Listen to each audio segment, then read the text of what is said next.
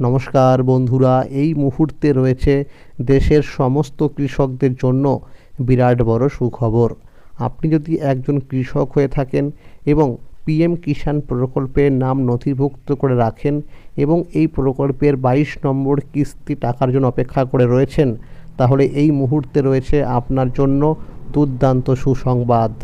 PM কিষাণ প্রকল্পের 22 নম্বর কিস্তি টাকা কবে থেকে দেওয়া শুরু হবে এবং এই টাকা কোন কোন কৃষকরা পাবে, কোন কোন কৃষকরা পাবে না, এ টাকা পেতে হলে কি করতে হবে, সমস্ত বিষয় নিয়ে কিন্তু জানানো হয়েছে আজকের এই গুরুত্বপূর্ণ ভিডিওটির মাধ্যমে। তাই বন্ধুরা, ভিডিওটি সম্পূর্ণ দেখার জন্য অনুরোধ রইল।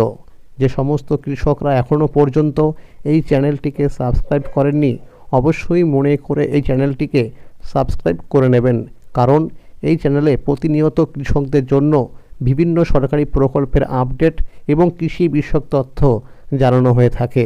তাহলে এবার দেখে নেওয়া যাক কী বলা হয়েছে আজকের এই প্রতিবেদনে। পিএম কিষাণ 22 নং কিস্তি 5ই ফেব্রুয়ারি 2026। পিএম কিষাণ প্রকল্পের 22তম কিস্তি টাকা দেওয়ার কাজ শুরু হলো। দেশের কৃষকদের চাষবাসের কাজে আর্থিক সহায়তা দেওয়ার লক্ষ্যেই কেন্দ্র সরকার চালু করেছিল প্রধানমন্ত্রী কিষাণ সম্মানিধি যোজনা। 2019 সালে মাননীয় প্রধানমন্ত্রী নরেন্দ্র মোদীর উদ্যোগে এই প্রকল্পের পথ চলা শুরু হয়।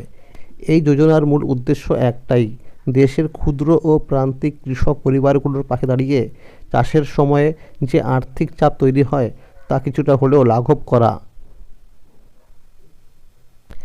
এই প্রকল্পের আওতায় যোগ্য কৃষক পরিবারগুলিকে বছরে মোট 6,000 টাকা আর্থিক সহায়তা দেওয়া হয়। তবে এই টাকা একসাথে দেওয়া হয় না, বছরে 3টি সমান কিস্তিতে প্রতি কিস্তিতে 2,000 টাকা করে এই অর্থ সরাসরি কৃষকদের ব্যাংক অ্যাকাউন্টে পাঠানো হয়। সম্পূর্ণ অর্থ ডাইরেক্ট বেনিফিট ট্রান্সফার বা ডিবিটি পদ্ধতির মাধ্যমে দেওয়া হয়ে থাকে, ফলে মাঝখানে কোনো দালাল বা ঝামেলার সুযোগ থাকে না। পিএম কিষাণ প্রকল্পের কিস্তি দেওয়ার সময়সূচিও নির্দিষ্ট। সাধারণত প্রথম কিস্তি টাকা দেওয়া হয় এপ্রিল থেকে জুলাই মাসের মধ্যে, দ্বিতীয় কিস্তি আসে আগস্ট থেকে নভেম্বরের মধ্যে, আর তৃতীয় ও শেষ কিস্তি টাকা দেওয়া হয় ডিসেম্বর থেকে পরবর্তী বছরের মার্চ মাসের মধ্যে। 2025 সালে কৃষকদের অ্যাকাউন্টে 20 নম্বর কিস্তি টাকা জমা হয়েছে। এরপর 21 নম্বর কিস্তি ব্যাংকে পৌঁছায় 19 নভেম্বর, অর্থাৎ চলতি অর্থবর্ষে ইতিমধ্যে 2টি কিস্তি টাকা কৃষকরা পেয়ে গেছেন। এখন স্বাভাবিকভাবেই লক্ষ লক্ষ কৃষকের মনে একটাই প্রশ্ন, পিএম কিষাণের 22 নম্বর কিস্তির 2,000 টাকা কবে ব্যাংকে ঢুকবে? সরকার এখনও পর্যন্ত 22 নম্বর কিস্তির নির্দিষ্ট কোনো তারিখ অফিসিয়ালিভাবে ঘোষণা করেনি। তবে একাধিক বড় মিডিয়ার রিপোর্ট অনুযায়ী ফেব্রুয়ারি মাসেই এই কিস্তি টাকা আসার প্রবল সম্ভাবনা রয়েছে, কারণ আগের বছরগুলোর দিকে তাকালে দেখা যায় 13তম কিস্তি দেওয়া হয়েছিল 27শে ফেব্রুয়ারি, 16তম কিস্তি 28শে ফেব্রুয়ারি এবং 19তম কিস্তি দেওয়া হয়েছিল 24শে ফেব্রুয়ারি।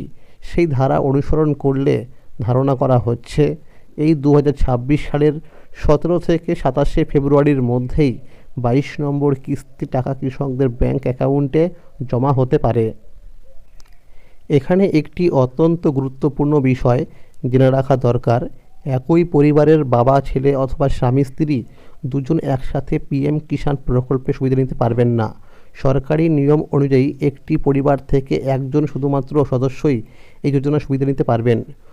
ভুল করে যদি একই পরিবারের একাধিক সদস্য আবেদন করে থাকেন তাহলে আবেদন বাতিল হতে পারে, এমনকি টাকা চলে গেলে সরকার সে টাকা ফেরতও নিয়ে নিতে পারে। অনেক কৃষকের ক্ষেত্রে দেখা যায় কিস্তি টাকা আটকে যাচ্ছে।